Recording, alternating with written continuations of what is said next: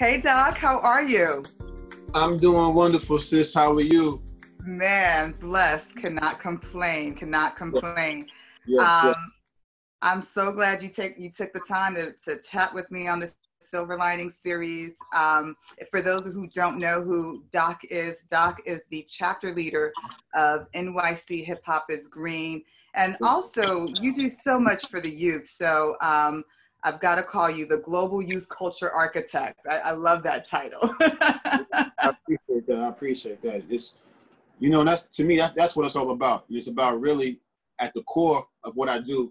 It's all about what we're doing now, having conversations that connect with people. And Yeah. once those conversations are built and you create those bridges, some serious work gets to be done. So in the informal way, I consider myself to be more of a bridge builder. Think about all the bridges that you've been across. Very few times we think about the people who build those bridges and who sacrifice for those bridges. And in many ways, you too are a bridge builder. You by doing this Silver Lining series is in effect building bridges. And it's doing something that people say, especially in a time of so-called social distancing, this Right. gives a sense of community. And those bridges connect different communities. So I salute you for this, and I'm very excited to be here and talk to you and share with your audience. Share with the Thank fans. Yeah. Family, absolutely, with the fam. First and foremost, we're still in this pandemic. How are you? How's the family? How's everything going? Okay, that's a great question. As you know before, and just in all transparency, before we went on live, we had a situation in the house. So my wife's, we got these wooden floors, right? And she stepped back. She was trying to set me up the camera, get everything together. And she goes, I'm like, what's good? I thought she might have burned herself on an instant. But she had a splinter or a piece of wood in her foot like this big. So I'm trying to text you saying, yo, we got to cancel. We got to take it. She's like, no, do the interview. So, and then we actually, we worked. She did her super black woman thing that you guys do so well, tapped into the ancestral realm and pulled this splinter out. But she was very adamant about me doing this interview because she's always trying to push me to get more out in the front. Because much like stuff we talked about off camera, I kind of like being in the background.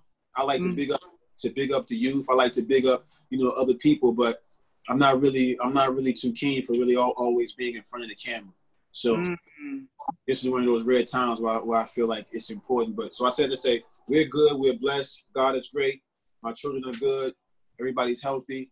Good. So we're excited to be alive and grateful to be alive.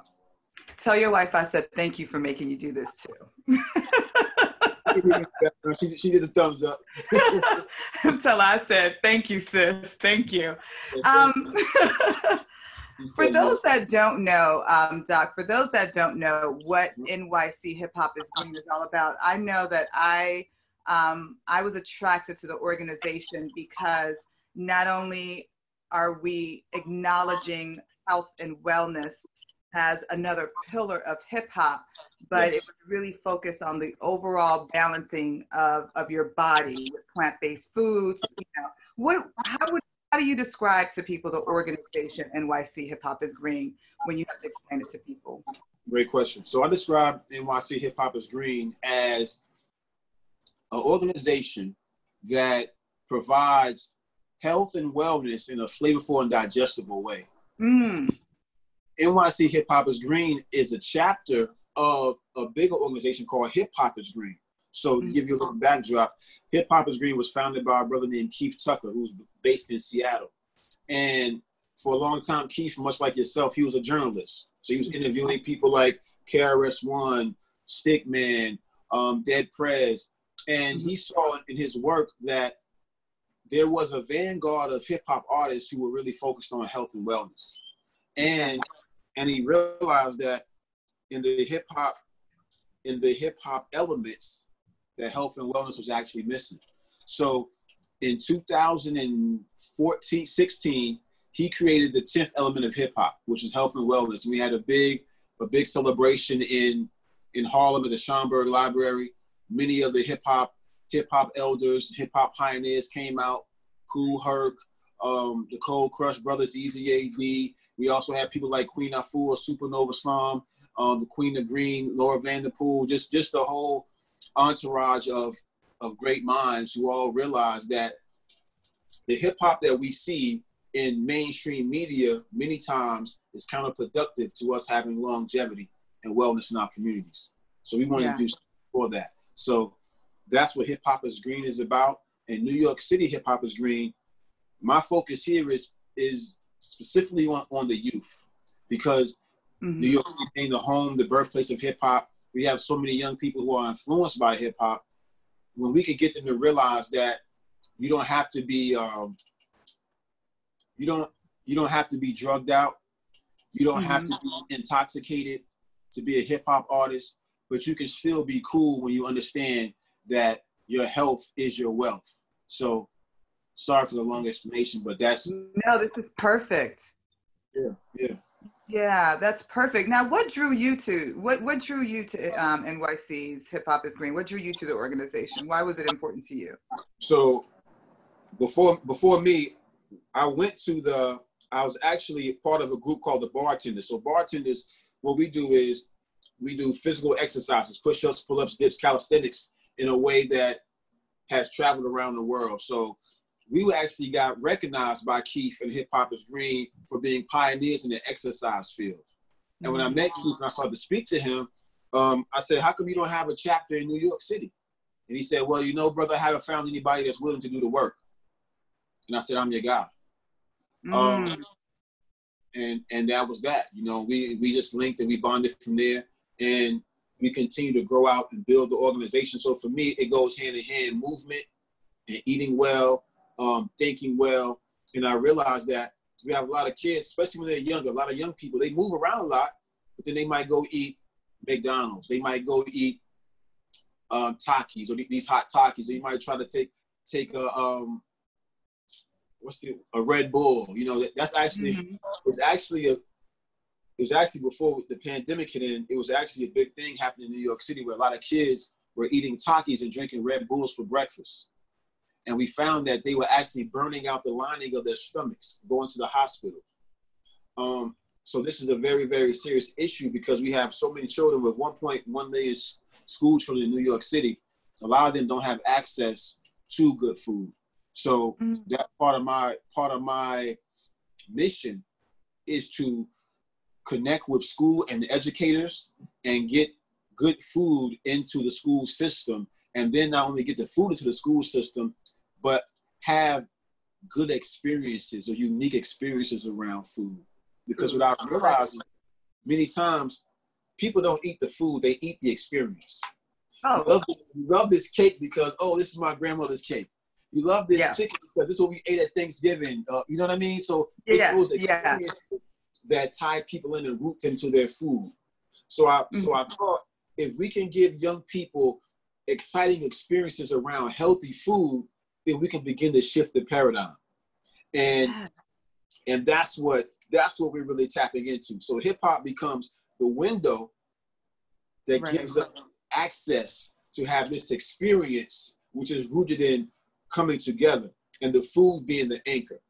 I had a brother tell me one time, he said that, Doc, you might not know this, but the dinner table is the first church.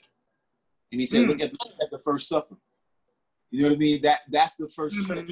So when we can get people, I say when we can fill their bellies, we can open their minds. So that's basically, you know, the concept. Yeah. Have you been concerned lately with the pandemic and kids not having access to good foods? I know that New York has been doing great with giving, you know, of course, giving to families because a lot of kids lean on school food to eat. And I know that there's just been such an issue with people having access to food lately. I can't even think about someone right now even thinking about being plant-based when you're just trying to get a meal. Right, yeah. I've been very concerned about that. And luckily, or it's been a blessing that many of my partners have actually been able to build out and create like these Meals on Wheels type situation where they're going into certain communities and many schools are still open and there's actually supplying meals, but people like Urban Vegan Kitchen is doing something where they're supplying meals to first responders as well as to different children. So it's always, you can never do enough in this situation. Right. So I always think about the children who are on the fringes. I think about the kids who live in Brownsville public housing. I think about the children who live in Queensbridge public housing, who might be embarrassed to go some places to get food, you know, and my heart goes out. The kids who live in the South Bronx in public housing, and what that really, really means to not have access to not just food, but to not have access to people who really, really care about them having good food, if that makes any sense. You know what I mean? Yeah. It weighs heavy on my heart, definitely. Yeah. What we've been talking a lot about food during this pandemic as well, health overall. Mm-hmm. And I can't help but think that there is something connected to being able to prevent, and not saying that we can cure this virus through food, not at all. I'm not making that stake or claim. But what I am thinking is that to prevent myself from being open to a virus or anything of that sort, or to, my immune being deficient, that food can play a part in that. Is that something that you talk about too with when you're talking to the kids or when you're talking to adults, because you do a lot with adult programming as well? Do you talk about food as a preventative measure when it comes to viruses, diseases, and things of that nature and illnesses? That is always the underlying message. So one thing I found especially is that, especially when I go into the inner city community and talk to people of color, they don't like to be told what to eat, if that makes any sense. So I try to root the messaging in the experience. So that means that I'll have chefs who come out and they might cook mushrooms that taste like fried chicken. So then when somebody says, oh, this tastes just like chicken, I never had it before. Well, guess what? That's a mushroom that has medicinal properties in it. And it's better for you than chicken because of A, B, C, X, Y, Z. And then it opens them up to a whole nother level of thinking. And they always say, if I knew plant-based food could taste this good, I would have left the other stuff alone a long time ago. Right. So that's the root. So I try to ease the message in there without being dogmatic, without being, somebody told me one time, they said, Doc, nobody likes the vegan police or the plant-based Gestapo. You know what I mean? Right. So that's why it's more or less, again, the experience. And once they start to ask the questions, that's when I start to provide different answers. But yes, in a nutshell, food does have properties that can keep you away from certain illnesses, that build your immune system, that provides you with, it's really your first line of defense. When you look back in history, if you want to look at Elijah Muhammad talked about eating to live. Certain religious groups, whether it be Seventh-day Adventists, whether it be even the Mormons, it's a religious set of dietary rules that many of us overlook. But it's always been there. But again, when you can get people to realize that, something that Eric Adams said to me one time, he said, it's not your DNA, it's your dinner. It's not your lineage, it's your lunch. It's not your birthright, it's your breakfast. So that speaks to, again, what we're saying, that when you eat vegetables, when you eat fruits, these things begin to build your immune system from the inside out, as opposed to the processed foods, as opposed to the heavy sugar foods, as opposed to the sodas. But again, it's getting people to realize or have a healthy experience with food, as opposed to putting them down, that makes them have that light bulb moment, that aha moment. And they say, you know what? I think I want to explore this world a little bit more. What's the first step that people can take? I eat processed foods a lot. I'm always on the run, not me personally, because everyone who knows me knows my lifestyle, but what do you say to that person? How do you give them that first step to balance their bodies, to start paying attention to what they're putting into their system. What's That's that the first? that's the key word. First is paying attention, being mindful. Mm-hmm. And a lot of times I start people off simply with, every time you think that you're hungry, have a glass of water, and see how that water starts to not only quench your thirst, but it kind of fills you up. But again, many times people are emotional eaters. So I tell people, 1, be mindful. 2, increase your water intake. And 3, just try to have some fruit for a snack. Start with that, doing once a week. Then maybe go to 2 days a week where you say, you know what, today I'm not going to eat any chicken. I'm not going to eat any burgers today. And just slowly start to build that into your regular food intake.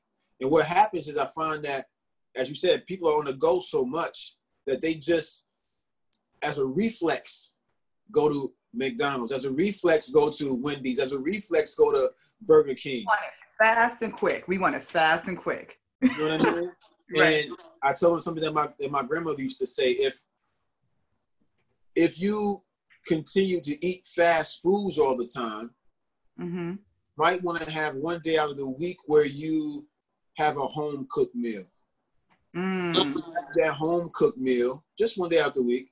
Notice the texture and the quality, and how that really, really not only fills you up, but again, it feeds your spirit. Right. And when people start to realize that, they say, you know what, let me get more into this home cooked thing. And then the next thing would be having a diary or a journal, a food journal, and writing down. If you can be mindful, you can start to write down, you know, when I ate the McDonald's or I ate the Burger King, I hate to keep saying those names, but I ate the fast food, I felt sluggish, so I had the itis. When I ate the plant-based mushrooms that I thought were fried chicken, I felt invigorated. That my spirit was up, my energy increased. And then you'll start to see, if you do that for a month period of time, you'll see that what foods give you energy and what foods make you feel sluggish.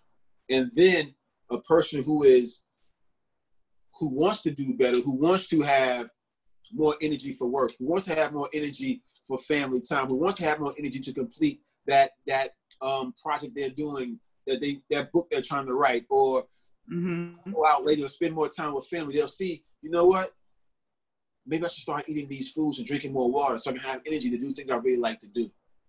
Because another great example I use for people, if your body's a car, or your physical vehicle is like a car, what would you do if you went to the gas station and you put fuel into your car and you tried to turn it on and all of a sudden it just turned off? It just, it wouldn't move.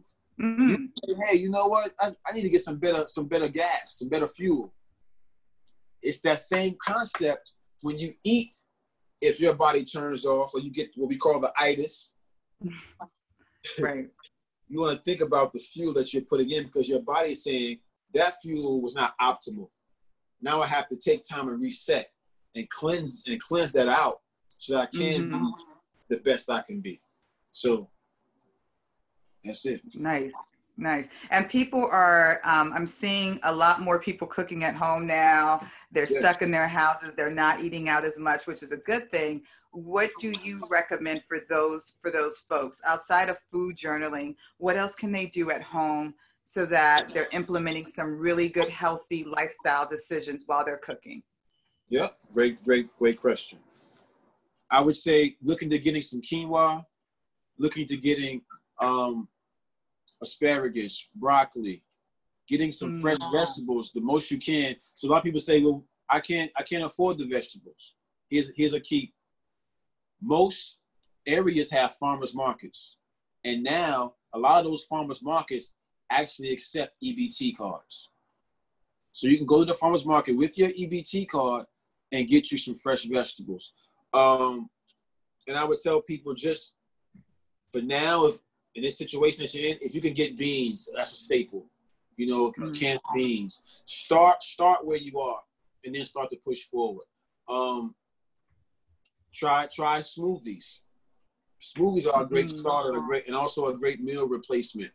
And these are just some basic things. I live by smoothies. So there you go. These are just some basic things to really, really start yourself on that health and wellness journey. And then, more importantly, be loving to yourself. Don't think that you have to do everything overnight. Don't think that you have to become super vegan or plant-based in one day. It's a journey. Love yourself. Take your time with yourself. Try to drink as much water as you can. And add more fruits and vegetables to your life. Your favorite fruits and vegetables. I know for cherries are coming back in season. Cherries are one of my favorites. I love cherries. I love blueberries. I love blackberries. I love raspberries.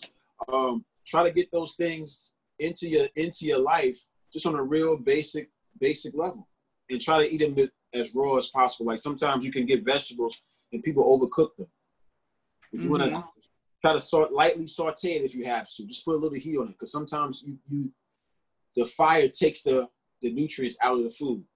So a lot of basic things that people can do. Perfect. I've got to ask. Yes. During this crazy time, this crazy moment right now, from your point of view, do you see a silver lining for what we're experiencing at this moment? It's a great question. I do.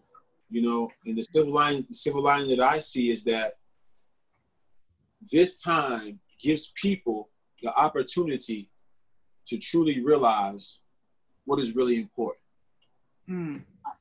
And when you can really, really tap into what's important, then you can start to make some personal changes and start to see those changes in your everyday life. A lot of people want to go out and try to save the world, but before you save the world, you have to tap into self first. So I think that this time gives us the opportunity to reset. We were talking offline before we got on, and I asked you, I said, hey sis, what made you think about doing this series? And you said, I was sitting at home and I was thinking of ways that I could be productive and bring a little bit of healing or bring something of value to this situation. And I think that that's what this time does. It gives everybody a chance to say, wow, what's really important to me? And if that's what's really important, how can I amplify that? And it's amplifying that what's really important and finding the value in love. I'm a big proponent of love and the value of love, and realizing that love is a healing balm. And you doing this is a token of love. It's a work of love. My son asked me before I got on, he said, Dad, are you getting paid for doing that? Because I always talk about monetizing your talent, monetizing what you do. Yeah. No, I'm not getting paid financially for this, but the love that gets shared comes back 10 times fold, and who knows what opens up from doing this. So I think that's the silver lining in this. It helps us see that right now, no matter who you are, we're all in this together. You realize that it's happening to people from all backgrounds, all financial situations, all zip codes across the world going through the same thing. It helps us recognize the oneness that we have as people. And hopefully, and again, I told you offline, I said that in a weird way, in this era of social distancing, this Silver Lining series is doing what we need the most at this time. It's building community. In building community, you find like-minded people. And in finding those like-minded people, they give you a shoulder to lean on, someone to talk to. Many people feel isolated. Many people feel alone. When I read about people going through their situations with this pandemic and people who've been ill, one of the big things that families say is, I was disappointed that my people had to make a transition by themselves because they couldn't go to the hospital with them. So times like this, in my humble opinion, reinforce the beauty of community. They reinforce the need for the bridge makers. They reinforce the value of love. And that's the silver lining for me. Doc, thank you so much for dropping these nuggets and jewels on us. I so appreciate you. Happy to be here.